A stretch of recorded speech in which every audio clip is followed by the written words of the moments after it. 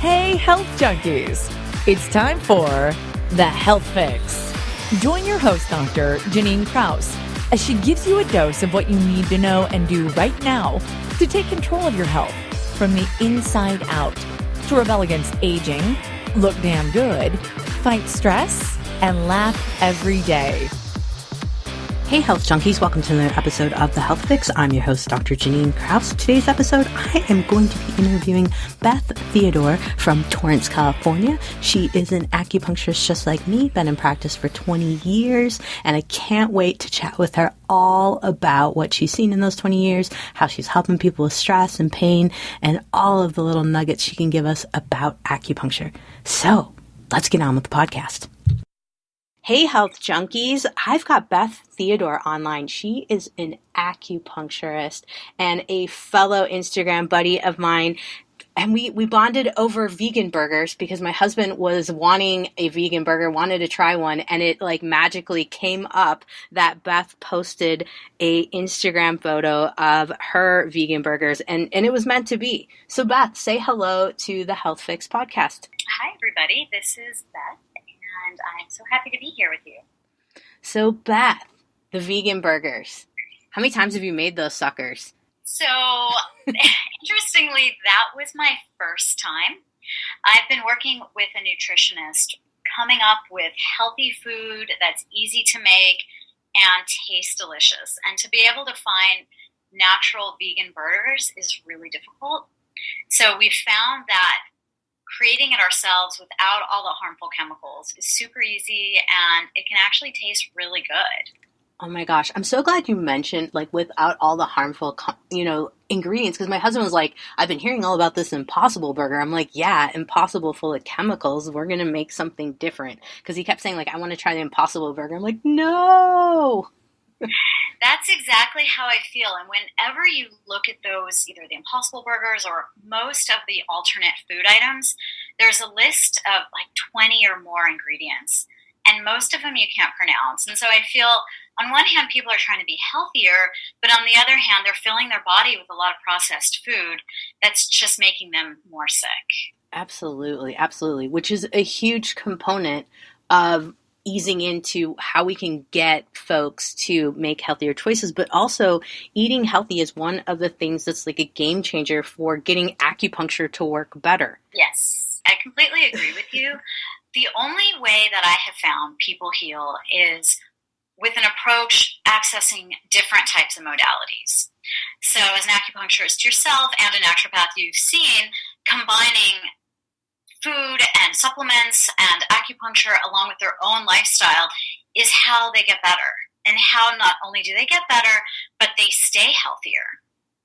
Absolutely, absolutely. Because I have a lot of people that'll come in and say, okay, doc, I want everything that, everything you can do for me to help me be healthy.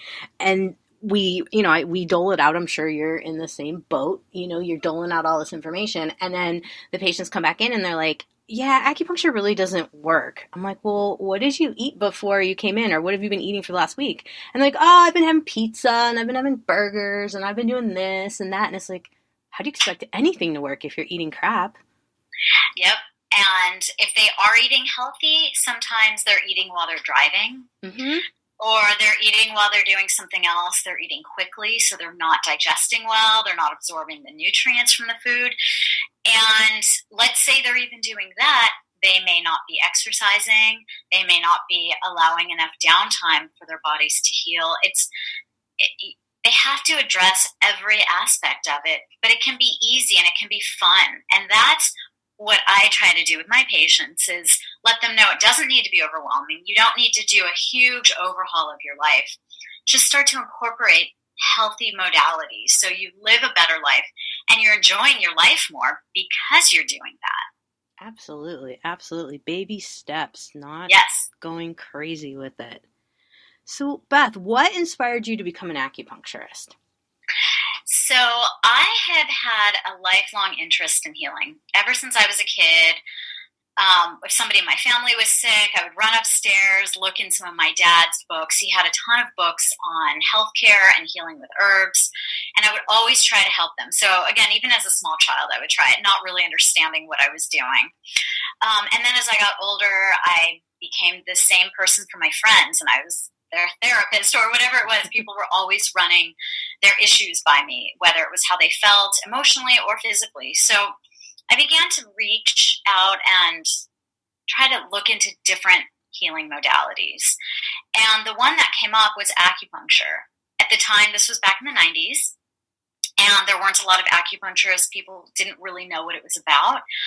And so I decided to try it and see what it was. And the first time I had acupuncture, I left the office and I felt like I was floating on my walk home. It was incredible. I felt lighter. I felt happier. So I started looking into acupuncture and what the school was about. And as soon as I started, what I realized is that acupuncture and Chinese medicine at large is so much deeper than I even knew. At the time, it felt like you get a bunch of needles put in for pain. But what I didn't realize is it's a whole system of healing. And it works on every layer. And you can go as deep or superficially as you want. And as somebody who liked healing people from the emotional perspective as well as the physical, and that's what really inspired me to continue on. Oh my gosh. You know, we have a very similar background because I definitely was kind of geeking out as a kid, playing with different herbs, things of that nature. My mom was a total hippie. And so, you know, trying to figure out how to help people. I think that's the common thread, you know, how can we help people? And I love that you mentioned about acupuncture having so many different layers to it and how a lot of people just think, yeah, you stick the needles in and things happen. No, there's a lot more going on than that. Yep, exactly. And I think the best way to help people understand that is to educate them. And with the old school style of acupuncture, it wasn't really about a lot of talking. You know, if you went to an acupuncturist in China, for instance, they would check your pulse, and through the pulse, you could discover so much. But there lacked a communication. And so a lot of people might feel better, but they didn't really understand why.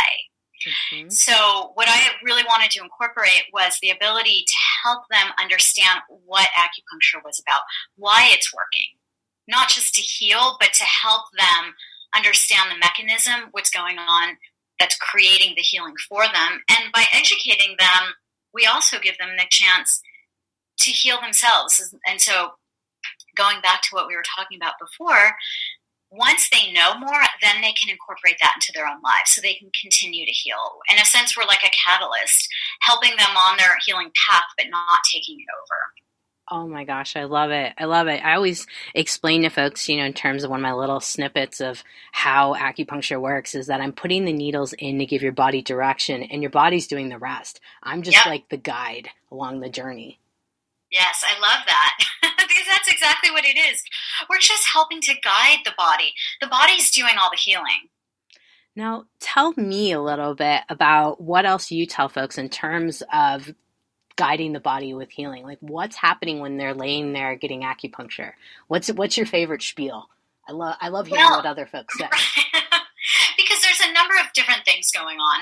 And to be honest, I speak to them in the way that they understand. So obviously there's the Chinese medicine perspective, and then there's the Western perspective. And so really to break it down to make it most easy is the needles, once you put the needles in the body, originally the body sees it as a threat. And so by doing so, you're getting a lot of release of endorphins, serotonin, everything to help heal. And that's what actually calms the body down. So once they're aware of what's happening, somehow their body becomes more receptive. Just today, in fact, I was working with a patient who is struggling because she's pregnant. And the baby's breached. And each time I do the specific treatment for a breech baby, she feels movement. And that's how you know it's working. I felt this with other patients as well. As soon as I put the needles in, you're feeling movement through the body. So from a Western perspective, you are getting a release of different chemicals, helping to relieve pain in the body, helping to calm the body. We're boosting the immune system. We're increasing the blood flow. And all of that is your body's opportunity to help itself heal. When I've worked with patients who want to calm some of the wrinkles that they're having. You're getting a release of collagen. And so it's interesting how it's fine-tuning what's happening. From a more, I guess, esoteric perspective, energy is moving through the body. Our body is made of energy. Everything on the earth is made of energy. So when you're moving energy, it gives your body a chance to break up some of the stagnant energy that we have. And again, it helps it to heal. You're changing what's happening. You're changing the aspect of your body that's feeling stuck. And when you're stuck, you can't heal. Absolutely. Hands down. That's, I think, an important concept, that being stuck, you know, a lot of people will say, you know, I've tried every single thing from massage to meditation to even hypnosis.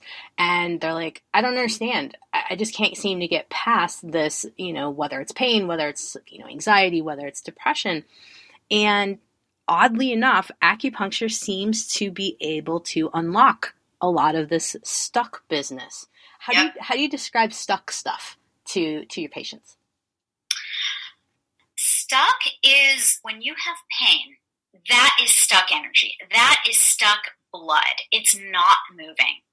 And the way we release it is when we add needles either in the area of pain or sometimes in other areas, it will actually start moving the blood.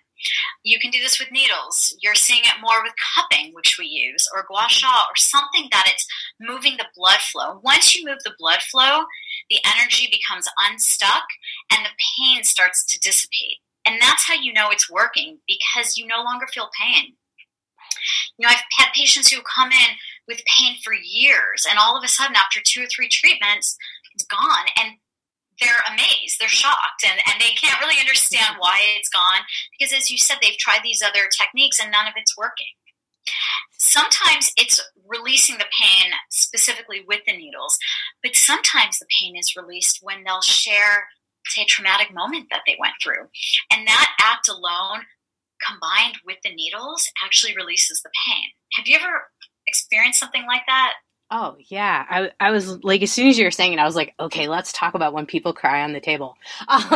You know, it's one of those things that sometimes when I use certain points, I will tell people, and I'm sure you've got the same spiel of sorts, that, okay, you know, we're working on your anxiety, we're working on your depression, but this particular point can sometimes make you feel a little emotional. You might get some tears. You might be wondering what the heck's going on, but actually this is part of that unstucking you business. This is where moving through things. And is your spiel similar to that? Yeah. And it's interesting that you say that, because sometimes there are certain points that will bring on tears and they don't even know why they're crying. It's not, it could be an old trauma that happened that they didn't even realize they had. Mm-hmm. Mm-hmm. And so it is important to let them know, and also to let them know it's a safe place. So if they need to cry, they can cry. No one's going to come in. No one's going to judge them. And it always stays private. And I think that in and of itself helps people feel more comfortable. Letting them know it stays private and letting them know that they're listened to. And that's something that's important for me when patients come in, is they know that they're being listened to, they're being heard, they're not being judged, and they're given the space to release whatever it is, whether it's anger. I've had patients scream. I've had patients cry. I mean, you know, it's amazing what pulls them up. And a lot of them don't even realize they have these emotions. Absolutely. Absolutely. You know, it's interesting because technically we have like an hour approximately with patients, which is at least 4 times the amount of time that a conventional doc has with a patient. Yes. And so we have this amazing ability to be able to be present, to sit with patients, to chat with patients, but to also guide them through some of the stuff that's got them stuck, just like you mentioned, which is so amazing. I love it. I agree. And I feel like that is part of the healing. You know, they come in for acupuncture, but often some of the healing is them just releasing what they're feeling and being able to talk about it and then get treated afterwards. So it's like, especially if they're experiencing a lot of stress, being able to talk about it and explain what they're feeling.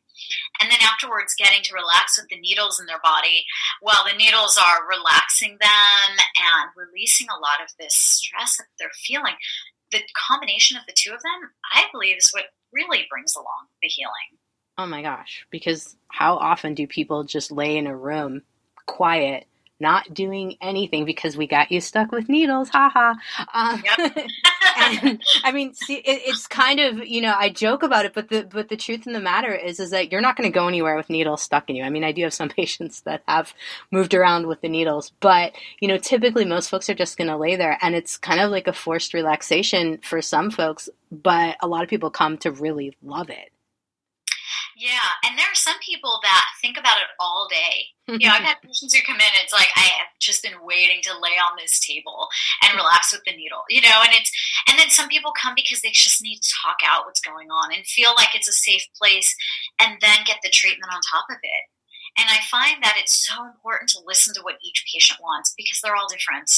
Oh, absolutely. Absolutely. The listening component, I think, is something that's overlooked in the healthcare field in general. Absolutely, in general. And, we're not only listening to what you say, we're listening to what your body's telling us. Your tongue tells us a lot. The pulse tells us a lot. Mm-hmm. And I love the fact that we can even look at color of skin. We can look at, it sounds kind of weird, but smelling. I can smell patients and, all of that, how it goes with the elements. So there's so much more to an acupuncture visit than us just poking you with needles.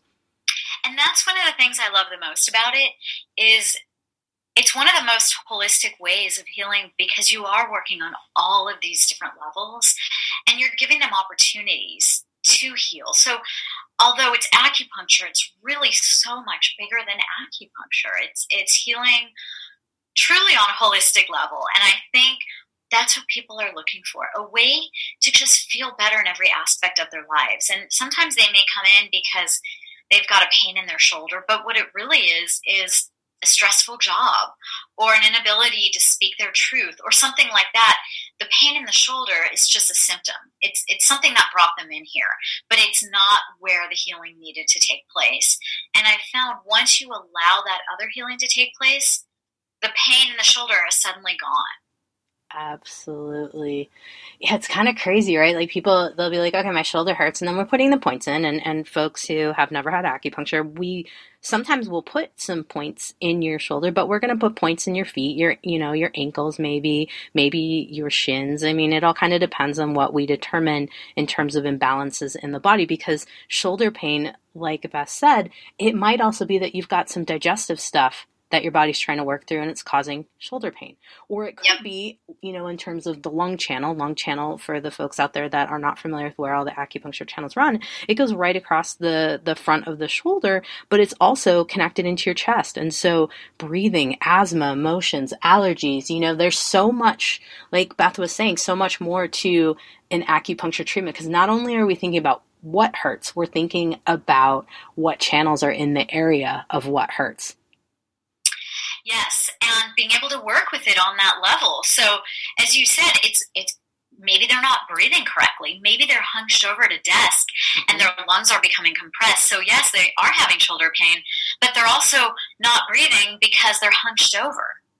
So, sometimes the simple act of opening up their bodies releases it. Sometimes they're hunched over because they're sad, since lung carries sadness and grief.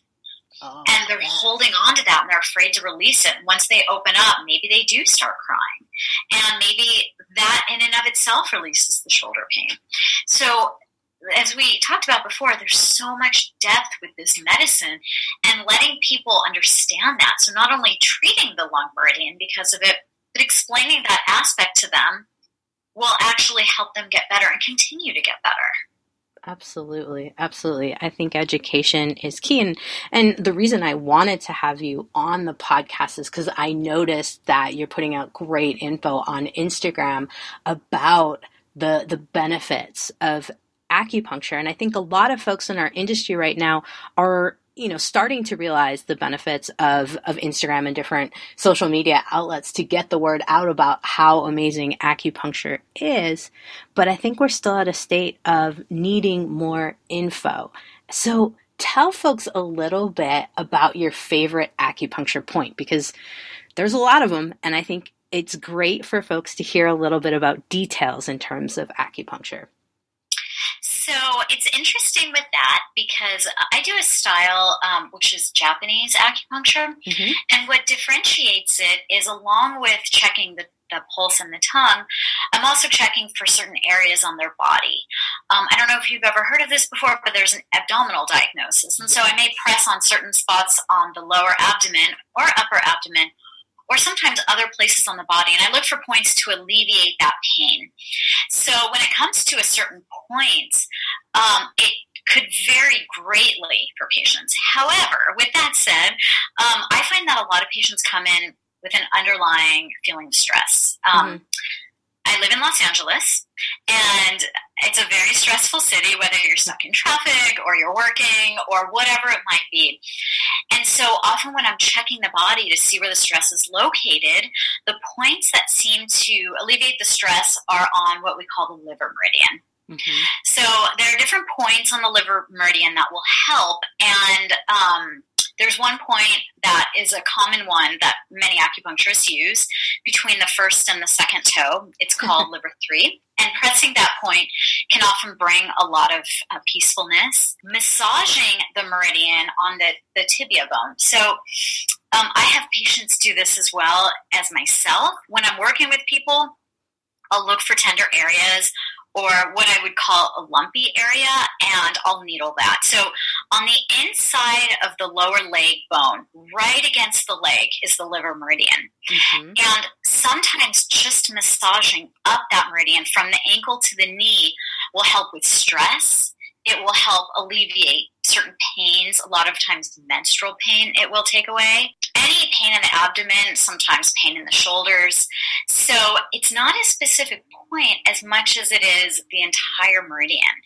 And again, it's so great because you can massage it on yourself. It's something that you can do. So all of a sudden, for a woman, you're having cramps with your period. Massaging that area on the inner leg will help to take away the pain.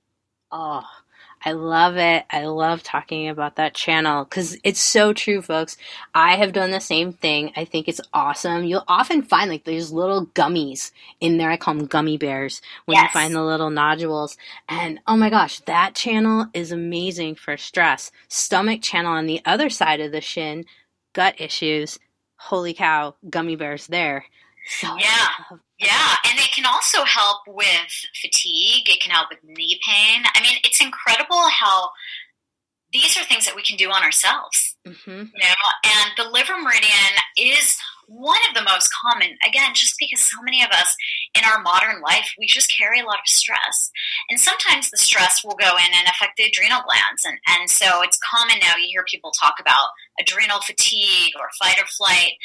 And there's areas on the abdomen that we can check for it, but on what I would call the kidney meridian can also help with that. So it can help with a deep sense of fatigue to build energy. And so, I'm not sure if you use that meridian that much, but kidney 3, for instance, the area between the ankle, between the ankle bone and the Achilles tendon, there's an area on there. Massaging that can help build your energy. It can help relieve some of the adrenal fatigue that you're experiencing as well. Oh gosh, yeah. The kidney channel. Probably my 3 favorite channel. Well, I don't know. It's really hard just to say my 3 favorite. No, actually all of them. But honestly, yes. The kidney, the liver, and the stomach channel seem to be my main go-tos for a lot of things when I'm looking at stress. Because, the kidneys, folks, your adrenal glands sit on top of your kidneys. The Chinese folks, some of the Japanese folks, I'm going to give them props to. All of these systems of acupuncture have really honed in on adrenal fatigue without even calling it that. They're looking at kidneys as your batteries. Now, Beth, tell us a little bit about your specialty training in Japan and how Japanese-style acupuncture varies a little bit from traditional Chinese. Because I'll be honest, I practice traditional Chinese, with my own little twist, but tell us more about Japanese style, because I think a lot of people are not even aware that there's multiple different styles of acupuncture. There is, and there are multiple styles throughout the world. I learned about Japanese style acupuncture while I was in school. So most of our schools are geared towards TCM, which again is traditional Chinese medicine. And I had a teacher that would teach us Japanese style. And one thing that I really like about it is the diagnosis is made with the person on the table. So we do a lot of the similar diagnostic techniques beforehand with talking to them and finding out what's going on, if the condition is hot or cold, or if it's stagnant or deficient, words like that. With Japanese style, what we're doing is we're pressing certain spots in the body and we're looking for where the pain might be coming from. So for instance, if somebody is feeling a lot of stress, and it's affecting our adrenal glands that we had just spoken about, you'll feel that area right next to the navel on either side. And so pressing down on there, if you're stressed, may feel really tender. And so what I'll do is I'll look for a point that will help release that stress. And so one thing I like about Japanese style is before I needle points, I'm always looking for the point that will alleviate where the discomfort is. I very rarely just needle a point. So, for instance, if you're having tenderness in that area, I'll look for maybe 1 or 2 or even 3 different points that take the pain away, and then I'll needle those. And so that, I don't know if that makes sense, but that's more or less what Japanese style is we're actually looking for a point to take away that pain during the session. So after I graduated, I decided to study in Japan to really get the depth of what this medicine is. Japanese style takes from the classical Chinese acupuncture from thousands of years ago. So it works with the emotional level as well as the spiritual level. So I was introduced to a Qigong practitioner, and Qigong is a form of energy healing. So she used Qigong to heal acupuncture points, and then she introduced me to an acupuncture clinic. So I worked with her as well as the clinic. And I would get to work with the patients one-on-one as well as with the practitioners doing the points. And it was fascinating because you would see the results immediately. They were always checking the patient's body. They were feeling around. They were trying to understand the core of where it's coming from. So some of the points are the same. Most of them they're finding by pressing and looking for them. So rather than using the technical measurement, each person has their point on a different part. So it might be a half an inch away from where we were learning where the acupuncture points were. But it was important to feel around because once we found it, that would immediately alleviate where the patient was feeling their discomfort. And being there, you could see how the culture was different. You could see how the people were so tuned into acupuncture. And they weren't there even necessarily for a relaxing experience. They were looking to just heal. And so we would see a lot of different patients. And it was pretty spectacular what I saw over there. Oh my gosh. So when I came back, what I did was I decided to blend different modalities together. So I would still use a lot of the TCM I learned with Japanese style, and I started studying a lot of emotional personality disorders, emotional traumas, and I started blending that with something called neuroemotional technique. I started incorporating meditation and just really learning different reasons and different treatments to heal the body at large. I love that. I love that because, oh my goodness, we are a bunch of creatures walking around with so much stuck crap. Like, emotions, trauma, everything builds up in the body. And it's no wonder that people have chronic pain. It's no wonder we have stress. It's no wonder we have chronic issues that live in our body. And it's really amazing that we have a tool that we can utilize to help folks move forward in life. And it sounds like you're doing some amazing stuff with some guided meditations and visits. Can you tell us more about that? Sure. So I actually started that when I worked with an integrative medical doctor, and she really wanted to help her patients heal on the deeper level. So I would go in with them, and after I put the needles in, I would guide them through meditation specific to what they needed. So I would first guide them through a body awareness meditation where you bring awareness to your head and your hands, different parts of the body. And then based on what they were looking for, I would alter the meditation to help with what they were experiencing. And once they had the needles in, they were so open and so receptive to it. And then afterwards, I allow them to relax maybe another 10 or 15 minutes with the needles, and their bodies integrate the information from both the acupuncture and the meditation. Oh, wow. That sounds amazing. I got to get down to Torrance to see you because I'm like, this sounds fabulous. I definitely want to try that out. I've never done any guided meditations with folks. I think more it's somewhat partially counseling, just talking through stuff. But I think having the ability to guide folks would be amazing. It's incredible, and it's great because when you have the needles in, you can receive it on a different level than even a meditation. I mean, meditation on a daily basis can help us all so tremendously.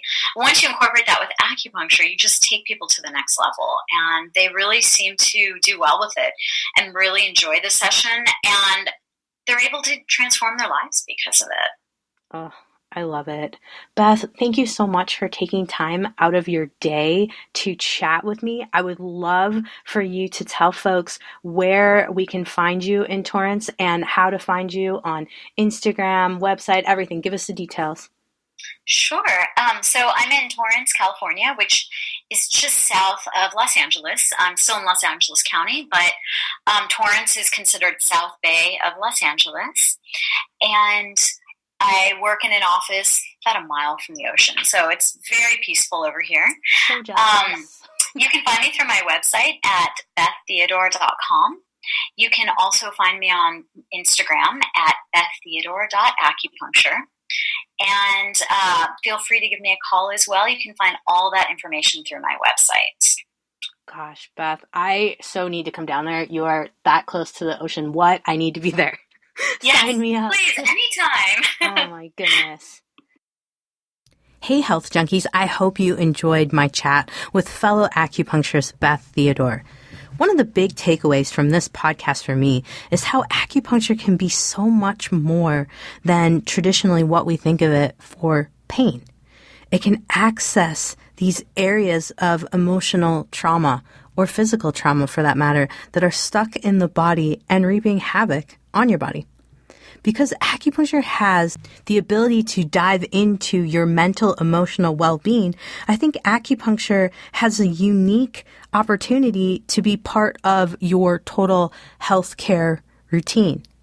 Because folks are getting less time with their primary care physicians and it's difficult to get into counselors these days, I think acupuncture can bridge that gap to help folks move through their traumas on their own and really help to solidify a connection to their body and how amazing their body is to help them heal. So Beth Theodore is in Torrance, California. So if you're in California or you know anyone that's down in the LA area, look her up. She's got some amazing ideas and amazing ways of practicing. I'm in Tacoma, Washington. I practice similar to Beth. However, I am not practicing Japanese style acupuncture. I'm a little bit more on the traditional side of things, but definitely still the same concept in terms of helping the body to move through emotional aspects of stress and physical trauma over the years.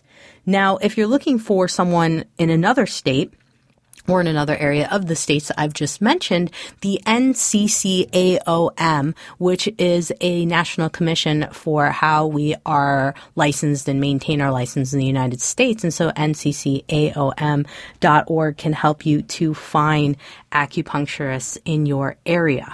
I highly recommend interviewing your acupuncturist that you find, just like you would interview a doctor, because no two acupuncturists are alike. Many of us are different. We have different skill sets, things of that nature. If you're looking for someone to help you work through emotional trauma, physical trauma, or stress, you need someone that is going to take the time to sit with you, talk you through the whole acupuncture process and what is happening in your body. And so Beth and I are committed to help educate on how acupuncture works and what's happening in your body when you get an acupuncture session that's working on the mental, emotional aspects of you and your body and helping you to connect better to your body. So stay tuned for some more podcasts where Beth and I explain more of the intricacies of acupuncture.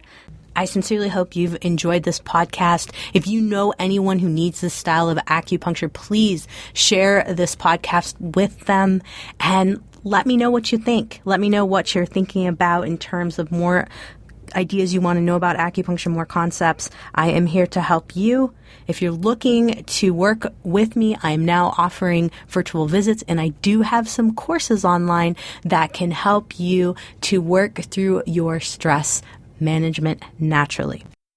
Hey everybody, Dr. Janine Krause here. If you liked what you heard today, then head over to drjkrausend.com to find my free resources and information to know when I post something new that's juicy that you might want to check out. Plus, head over to where you get your podcasts and subscribe, and write a review to help get the word out about me and help others at the same time to find me. It really does help, and I really appreciate all of your reviews.